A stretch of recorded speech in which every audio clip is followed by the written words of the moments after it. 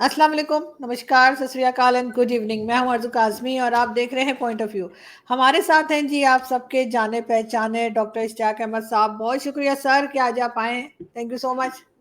बहुत मेहरबानी आरजू जी, आपने इनवाइट किया है तो मैं हाजिर। बोले। हाँ जी। सर आप इंडिया में हैं और अब हर बार मैं जेलस हो जाती हूँ, कभी आप पहुंच जाते हैं, कभी ताड़ा सा पहुंच जाते हैं और मुझे उसके बाद देख देख कर मैं भी बड़ा मेरा दिल करता है कि मैं जाऊं। लेकिन अभी आप बताइए कि आप, मैंने सुना आप प्रयागराज जा रहे हैं, क्या शेड्यूल रहेगा आपका, ताकि हमारे जो लोग हमें देख रहे हैं और अगर कोई प्रयागराज से तो वो आपसे मिल सके। हाँ जी। ये प्रयागराज, क्या नाम है इसका अपना? प्रयागराज, हाँ, इलाहाबाद। इलाहाबाद जो है। जी। मैं इस तरह है कि इलाहाबाद यूनिवर्सिटी वालों ने पहले तो अग्री कर लिया, फिर उन्होंने विड्रॉ कर लिया। हम्म। यही लखनऊ का हाल हुआ है, यही कानपुर का हुआ है। तो अलबत्ता बनारस में जा रहा हूँ 2 तारीख को, वाराणसी। और 7 की सुबह को फिर एक ट्रेन चलती है वंदे भारत, वो लेके तो मैं ये इलाहाबाद आ जाऊंगा। वहाँ पे कुछ दोस्त उन्होंने इंतज़ाम किया है मुझे साइट सीइंग कराने का। तो एक तो मैं आनंद भवन जो है म्यूज़ियम देखना चाहता हूँ, ये मेरी बड़ी पुरानी ख्वाहिश है। फिर जहाँ पे संगम है, जहाँ पे ये जो 2 रिवर्स का जो हिंदुइज्म के लिए बड़ा इम्पोर्टेंट है, उसका भी मैं दर्शन करना चाहता हूँ। और फिर आरजू, क्योंकि मैंने प्रॉमिस किया और जब मैं प्रॉमिस करूँ आई कैन नेवर विदड्रॉ, तो आप लोगों का जो घर है ना अबाई, वो भी जाना है देखने। और वहाँ एक जो रहते हैं साहब, वो मुझे वहाँ लेके जाएंगे। तो 5 बजे की अलबत्ता फ़्लाइट लेके फिर मैं वाया लखनऊ दिल्ली वापस आ जाऊँगा 7 को ही। सो ये प्रोग्राम है। बाकी 2 को जाके वो हिंदू यूनिवर्सिटी बनारस में मेरी 2 टॉक्स हैं, 3:30 बजे 3 तारीख को और 4 तारीख को भी। वो इश्तिहार लग जाएंगे, बन जाएंगे, तो वो भी मैं कर दूंगा। लेकिन बनारस में अगर कोई मेरी टॉक सुनना चाहे तो वो हिंदू यूनिवर्सिटी में 3:30 बजे 3 और 4 तारीख को है। और मैं जो बताना चाहता हूँ कि इतना शोर मचता है पाकिस्तान में कि मुसलमानों से ज़्यादती होती है, ये वो। शायद कुछ इलाकों में यूँ हो, लेकिन अब मैं और मेरी बेगम मलिया हम दूर दराज जगह पे भी हो आए हैं। हाँ जी। ऊटी एक ऊंची पहाड़ी है, वहाँ कोई हम 4-5 दिन रहे। हर रोज़ हम अजान 2 दफ़ा सुनते थे। हाँ जी। रास्ते में आते हुए हर जगह मस्जिदें हैं। रमज़ान का ज़माना है तो लोग उसी एहतराम से वो अपना ज़िंदगी बसर करते हैं। कोई ऐसा शहर नहीं जहाँ पे मुसलमानों की जो है ना ये रिलीजियस फ्रीडम वो फ्रीली एंजॉय ना करते हो। साउथ इंडिया वैसे भी मुख्तलिफ है नॉर्थ इंडिया से। ये सब झगड़ों की जड़ जो है ना, वो नॉर्थ इंडिया और पाकिस्तान, ये इलाके की कोई हिस्ट्री ऐसी है। लेकिन साउथ के लोग जो हैं बड़े पोलाइट, बड़े हम्बल। वो आपसे पता नहीं 100 गुना ज़्यादा भी अगर अमीर होंगे तो उनके अप्रोच के अंदर बहुत, वो क्या कहते हैं, ह्यूमिलिटी है। तो आज मसलन मैं ये पिछले 26 तारीख को हैदराबाद आया था। वहाँ पे है गुरुस्वामी सेंटर, बड़ा उनका बहुत बड़ा एक है वो फोरम, जहाँ पे मेरी डिस्कशन हुई मोहन गुरुस्वामी साहब से, जो कि फाइनेंशियल एडवाइज़र थे प्राइम मिनिस्टर वाजपेयी के। और टॉपिक यही था कि क्या पार्टीशन वाज गुड और बैड फॉर इंडिया। तो वो पूरी रिकॉर्डिंग हमने लाइव शो की है, उसकी रिकॉर्डिंग भी आ जाएगी, वो भी मैं पुट अप कर दूंगा। फिर वहाँ पे कल हम गए हुए थे centre for development policy and practice. वहाँ पे था कि हैदराबाद की इंटीग्रेशन के मुतल्लिक आप बताएं।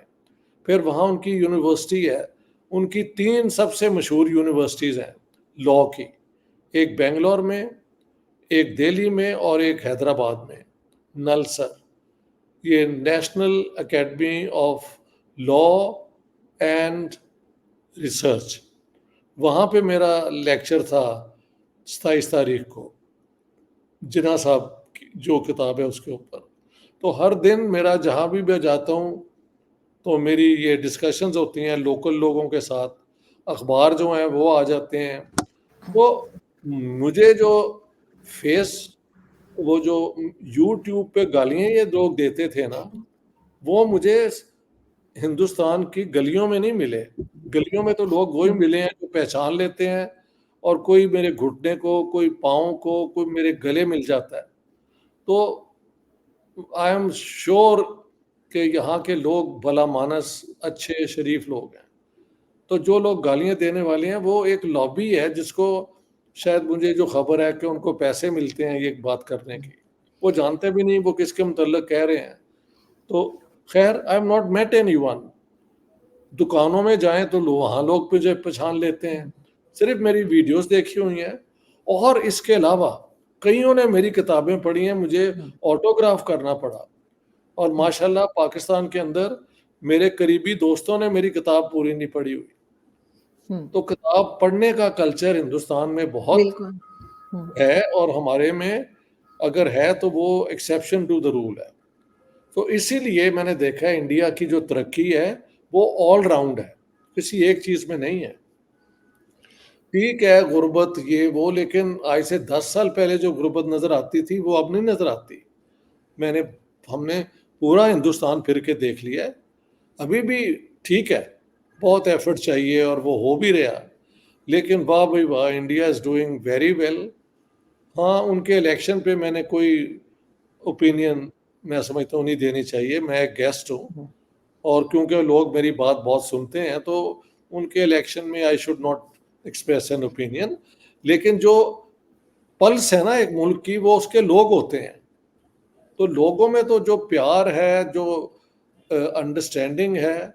और मैंने आज अपनी फेसबुक पे मैंने रिकॉर्ड की अजान, एक तो हर जगह हमने सुनी। अब गोलकंडा फोर्ट से निकलते हुए हैदराबाद में वो अजान हो रही थी जोहर की शायद, वो मैंने पूरी रिकॉर्ड लगा दी है अपनी फेसबुक पे। और मैं कहा यार खुद सुन लो। हाँ, अगर जहाँ पे लोग डर के रहते हैं वहाँ इस तरह अजान होती है। हर जगह मुसलमान जो हैं अपनी आज़ादी के साथ मुझे तो नज़र आए हैं। हाँ, झगड़े भी होते हैं, कोई पॉलिटिकल प्रेशर भी है, वो मैं जानता हूँ सारा कुछ, लेकिन उस पे मैं बात नहीं करना चाहता because this is election time. बिल्कुल ऐसे खैर इस तरह के झगड़े तो सर हर जगह होते हैं, जहाँ पे भी 4 लोग रहते हैं उनमें ये बात हो जी, जाती है। लेकिन जो हमारे यहाँ एक इमेज बनाई जाती है उसकी एक बहुत बड़ी रीज़न ये भी है वो कि बिल्कुल मीडिया बंद नॉनसेंस है। है, बिल्कुल नॉनसेंस है। ये तो नहीं बिल्कुल। हो सकता कि मैं इतने शहरों में घूम के आया हूँ, तो मुझे खुश रखने के लिए उन्होंने हर मस्जिद में रॉ के एजेंट बिठा दिए हैं, जो अच्छी तरह मुझे मिले। क्या बकवास है। बिल्कुल, ये लेकिन सर वो यही है ना कि प्रोपेगेंडा जो हमारे यहाँ किया जाता है, जैसे आप कह रहे हैं, बल्कि बहुत से लोग जिनसे आप मिले हैं इस बारी भी आपके और लास्ट टाइम भी और इस बार भी जब आप गए, बहुत से लोगों ने मुझे भी कांटेक्ट किया है, कई आपकी पिक्चर्स जो है मुझे व्हाट्सएप की कि यहाँ पर आए थे, हमारे साथ मिले, और कई लोगों ने जो है वो बात की है। तो उनको देखकर तो यही लगता है कि यकीनन लोग बहुत प्यार करते हैं और लोग बहुत बहुत अच्छे हैं। प्यार, बहुत इज़्ज़त, बहुत प्यार, और जो दावतें हुई हैं उनका जवाब नहीं, दिल भी इनका बहुत खुला है, मैंने तो ये देखा है। हाँ जी, तो कोई बिल्कुल। कमी मैंने तो देखी कोई नहीं, बल्कि मुझे दुःख है कि हमारी जो अपनी मिडल क्लास जो एक ज़माने में ठीक-ठाक होती थी, वो बहुत कम हो गई है, चंद लोगों के पास ही पैसा है। यहाँ पे मिडल क्लास बहुत बड़ी है, बहुत बड़ी है। सो बिल्कुल। इंडिया और पाकिस्तान की कंपैरिज़न करने का टाइम जो है ना, वो बेकार है। India belongs now to the success story, great success story. Remember 1.4 billion लोग इस मुल्क में रहते हैं। ज़ुबान बदल जाती है, एथनिसिटी भी फ़र्क नज़र आता है। हाँ जी, मज़हब कई हैं, लेकिन मैंने देखा है हिंदू, मुसलमान सारे मुझे सुनने आए होते हैं, और कोई मेरे सामने ड्रामा नहीं होता। उनकी दोस्तियाँ बिल्कुल वैसे ही हैं, जैसी किसी की होनी चाहिए पढ़े लिखे लोगों में या मोहल्ले के अंदर, जैसे एक नॉर्मल ज़िंदगी होती है।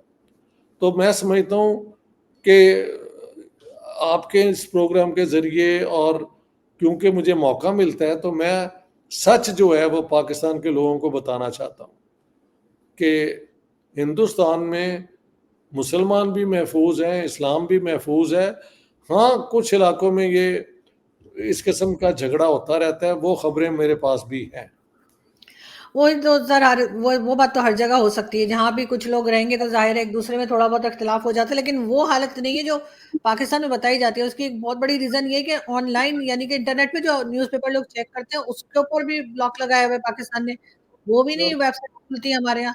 न्यूज़पेपर मैंने कई न्यूज़पेपर्स में आर्टिकल लिखे हैं भारत के, वो मैं खुद ही नहीं पढ़ सकती क्योंकि उन्होंने ब्लॉक किया हुआ है।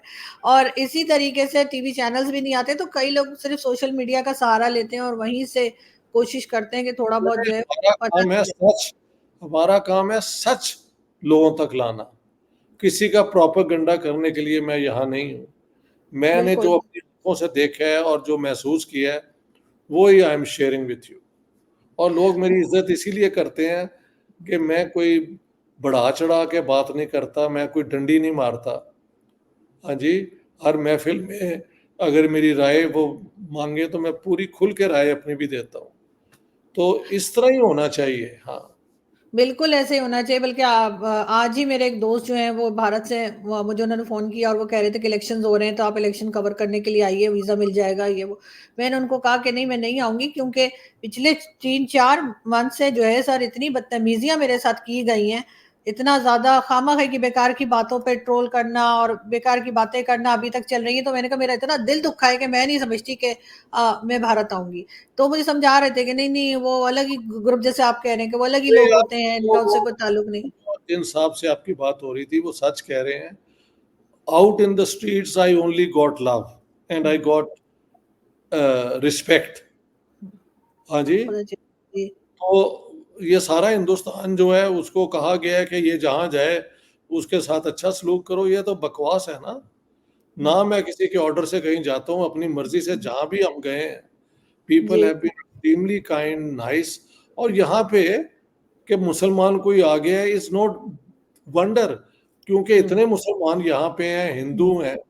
पाकिस्तान के अंदर अलबत्ता हमने किसी की जगह ही नहीं छोड़ी। हुँ।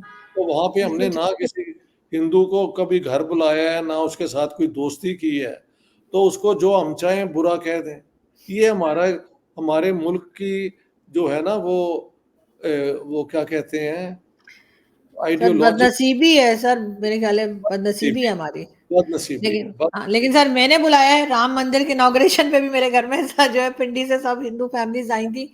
कुछ लोग बहरहाल अभी भी कोशिश कर रहे हैं कि कुछ हालात बेहतर हो जाएँ। लेकिन सर टेररिज़्म एक बार फिर शुरू हो गई। आपने देखा होगा शायद खबर सुनी हो, दासू डैम के इंजीनियर्स जो है चाइनीज़ उन पे अटैक हुआ है। हाँ, क्या लग ये रहा है आप अब चाइना से भी हमारा झगड़ा हो जाएगा क्या? बाकी यही चीज़ों तो मैं नाराज़ यही नहीं। यही एक्चुअली मैं क्योंकि ट्रैवल कर रहा था, हुँ, हुँ। तो बस सरसरी मैंने ये खबर देखी एंड आई वाज़ शॉक्ड। ये कहाँ हुआ है अटैक? किस जगह पे हुआ है? सर ये दासू डैम जाता है इस्लामाबाद से जो रास्ता जाता है ओह! डैम की यानी तरफ उसके बीच में जी। ये बलूचिस्तान की बात नहीं है? नहीं, नहीं, नहीं, यहाँ से ये यहाँ गाड़ी यहाँ से चली है इस्लामाबाद से, तो लेकिन उसके वहाँ ऊपर पहुँचने से पहले बीच में जो है तो हमला हुआ है? जी, जो सुसाइड गाड़ी थी कोई उसको टकराया है, तो उसमें 5 चाइनीज़ इंजीनियर्स जो हैं वो उनकी डेथ हुई है और एक ड्राइवर की। ओह! आई एम तो सो सॉरी। तो देखिए मैं ये ये तो कह बहुत रही हूँ बुरी। हाँ, कि ये वो एक के बाद एक वाक़यात होते जा रहे हैं, क्या दोबारा टेररिज़्म शुरू होने लगी है पाकिस्तान इसका तो यही मतलब है, क्योंकि चाइना को अगर पाकिस्तान में ये टारगेट किया जा रहा है, तो इसका मतलब है टेररिज्म कमिंग बैक। तो हुकूमत पाकिस्तान ने किस पे इल्ज़ाम लगाया बाय द वे? सर इनकी तो कुछ समझ में नहीं आ रहा टीटीपी ने मना कर दिया कि हमने नहीं किया। अब इनका शक बीएलए वगैरह पर है। लेकिन साथ-साथ यही है कि सिर्फ़ चाइना ही रह गया था जो हमसे नाराज़ नहीं था। अब क्या चाइना भी हमसे नाराज़ हो जाएगा? मतलब जिन्होंने ये हमला किया उनका मतलब तो यही है कि ये हो हुँ, जाए। और लेकिन पाकिस्तान के अंदर आपने जुनूनियत इतनी फैला दी है हुँ, कि हुक्म दिए बगैर भी वो वो कहते हैं अपना स्लीपिंग सेल्स होते हैं। वो जब उनको फ़तूर ज़हन में आता है वो महल हरकत कर देते हैं। लेकिन ये तो कोई वेल प्लान्ड अटैक लगता है मुझे और वेरी डेंजरस। चाइनीज़ तो इसका बड़ा सीरियस वो लेंगे इस पे पोजीशन, तो मगर हिंदुस्तान सर सर हिंदुस्तान को नहीं लगा। जी। सर देखें, पाकिस्तान हिंदुस्तान से भी टर्म्स खराब हैं, ईरान से भी, अफगानिस्तान से भी, अब चाइना ही रह गया था। चाइना भी नाराज हो जाएगा, इकोनॉमी पहले ही जो है वो आपको मालूम है किस जगह पर है। तो ऐसे में ये पाकिस्तान को चलाएंगे कैसे? अब क्या किया जाए? देखें, एक मसलन हमारे जो फाइनेंस मिनिस्टर हैं इसहाक डार, लंदन में उन्होंने कहा कि we are seriously thinking of reviving trade with India. तो मैंने कहा यार शुक्र है एक रिस्पॉन्सिबल बंदे ने ये बात की है। 2 दिन बाद हमारा जो है ना फॉरेन ऑफिस, उसने कहा कि ऐसी कोई पॉलिसी नहीं है। तो हमारे फॉरेन सर्विस के अंदर भी नालायक किस्म के लोग ही बैठे हुए हैं ना, जो फाइनेंस मिनिस्टर की स्टेटमेंट को ओवर रूल कर रहे हैं। इसका मतलब ही इज नो फाइनेंस मिनिस्टर, यानी ये हुकूमत एक दिखावा ही है ना। कहाँ एक फाइनेंस मिनिस्टर और कहाँ ये फॉरेन ऑफिस के जो ये फंक्शनरीज होते हैं, उन्होंने ये बयान दे दिया। तो इससे क्या अंदाजा होता है कि पाकिस्तान में कोई एक कोहेरेंट सोच कहीं भी नहीं है। हाँ जी। तो बिल्कुल। जब तक ये नहीं है, वो फिर टेररिज्म जो है वो हर चीज के अंदर स्टेप इन करके तो उसका फायदा उठा लेते हैं वो। हाँ जी। सो बिल्कुल। ये मुसीबत हो गई है पाकिस्तान की। और मुझे मेरे बस में हो तो ये जितने फॉरेन ऑफिस में बैठे हैं इनकी छुट्टी करा दूं, नए लोगों को लाऊं जो पढ़े लिखे भी हों और जो इस वो जहन से ही ना हो कि हर बात इंडिया के खिलाफ हमने करनी है। हम्म। हाँ जी। मसलन मैंने कहीं कह दिया कि भाई ये जो है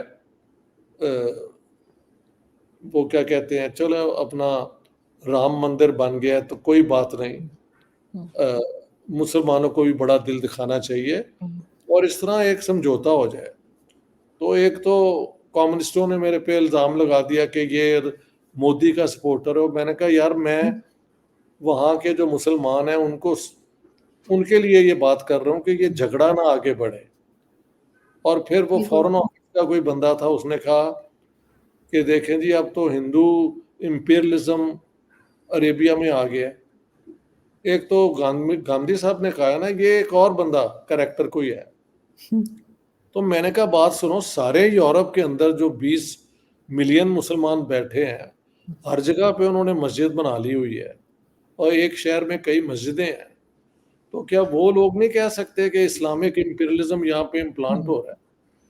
हम उनको भी बेवकूफ़ कहते हैं और इस किस्म के हमारे फॉरेन सर्विस के जो लोग हैं उनकी लेवल ऑफ इंटेलिजेंस इतनी है। तो पाकिस्तान में रोशनी कहाँ से देखी जाए? मुझे तो कहीं नज़र नहीं आती। सर वो तो इनके यहाँ भी कुछ दिन पहले जो न्यूज चल रही थी कि रोड के ऊपर नमाज पढ़ रहे थे और पुलिस वाले ने हटाया तो एक हंगामा हुआ था। उसमें मैंने कह दिया कि पाकिस्तान में ऐसा नहीं होता कि कोई रोड ब्लॉक कर दे इस तरह से नमाज पढ़ने में, और ऐसा होना नहीं चाहिए। तो उसके ऊपर इस कदर मुझे पड़ी वहां से जूते चप्पल मारे मुझे, इंडिया से भी सब नाराज हो गए कि क्यों कह दिया। हालांकि वो तो मैंने कभी नहीं देखा कि यहाँ पे रोड ब्लॉक कर दी और उसके बाद बैठे हुए हैं और हट ही नहीं रहे। मतलब अच्छी खासी बदमाशी है मुसलमानों की तो हिंदुस्तान में। और बस ये हर जगह ये प्रोवोक करते हैं। मुझे तो समझ नहीं आती कि प्रोवोक करने के बाद उसके कॉन्सिक्वेंसेस भी कभी इन्होंने सोचे हैं कि नहीं? I don't think so. इसीलिए मैं कहता हूँ कि मुसलमानों का माइंड जो है वो एक स्टेप तक चलता है, अगला स्टेप उनको पता नहीं होता कि इसके बाद क्या होना है। तो ये मसलन बॉम्बे के अंदर अटैक कर दिया, इधर कर दिया, वो कर दिया, फायदा क्या हुआ? क्या इंडिया भाग गया अपना? उन्होंने सारा में कश्मीर दे दिया उसके बाद? नो, सारी दुनिया के अंदर पाकिस्तान का पासपोर्ट जो है वो नीचे की लिस्ट में नंबर 3 या 4 पे है। 4 पे। और मेरे एक दोस्त बता रहे थे कि उज़्बेकिस्तान में वो इंडियंस को ऑन ऑन अराइवल वीज़ा मिलता है, पाकिस्तानियों को वो वीज़ा ही देना उन्होंने बंद कर दिया। तो हम ऐसे ही। उम्मा उम्मा करते फिरते हैं। लेकिन बात ये है कि अब मैं कह के ये बातें थक भी गया हूँ। ये सिंपल सी बातें इनको समझ नहीं आती कि this will not work, it doesn't work, it has never worked, so you have to do something different. But if they are not going to do it, then Pakistan is going to go to the dogs. It's already in a very bad state. What can I do? What can you do?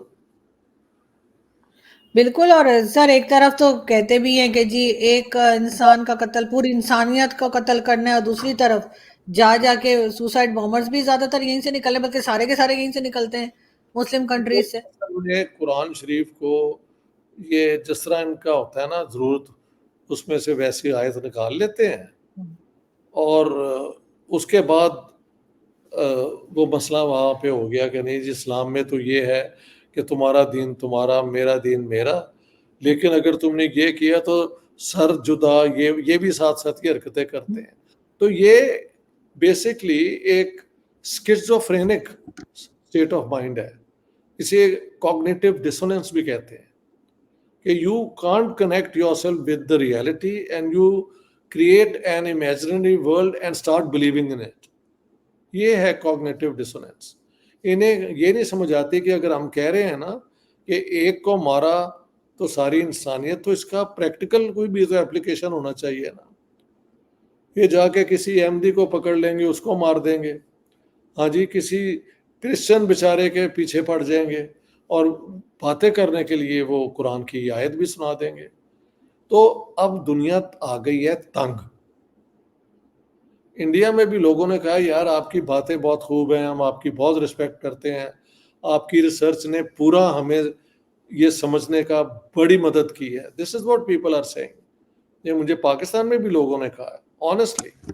लेकिन बात ये ना मेरे पास power है ना किस power जिनके पास है वो अभी तक उसी रट पे, they are in the same rut as they were 50 years ago, even earlier, वहां पे फंसे हुए हैं। बिल्कुल ऐसे ही है सर, लेकिन कुछ सीखने को तैयार नहीं है, ना ही सुधरने को तैयार है। ये बहुत अफसोसनाक बात है, और ये चीज हम बढ़ता हुआ देख रहे हैं। बिल्कुल ऐसे ही, मतलब अब तो लोग डर जाते हैं, अगर आप कहीं खड़े होकर अल्लाह अकबर बोलते हैं तो लोग भाग जाते हैं साइडों पे से। तो ये हालत हो गई है। और अगर कहे तो लोग बुरा मनाते हैं कि क्यों जी आपने तो खिलाफ बात कर दी इस्लाम के। इस्लाम के हाँ खिलाफ बात नहीं की, हम तो हकीकत बता रहे हैं जो हो रहा है यहाँ हाँ पर। बिल्कुल, बस ये ऐसे ही है। ऐसा ही है यहाँ पे। लेकिन सर आप अपना विजिट जो है वो जारी रखिए, और हम आपसे फिर बात करेंगे जब आप इलाहाबाद से आएंगे या प्रयागराज से आएंगे, तो यकीनन मैं आपसे कोशिश करूंगी कि दोबारा कनेक्ट हूँ और जरूर पूछ सकूँ कि जरूर, आपने वहाँ क्या कुछ पक्की देखा। और बात, पक्की बहुत बात। शुक्रिया। थैंक यू बहुत सो बहुत मच। बहुत थैंक शुक्रिया। You so much. Thank you.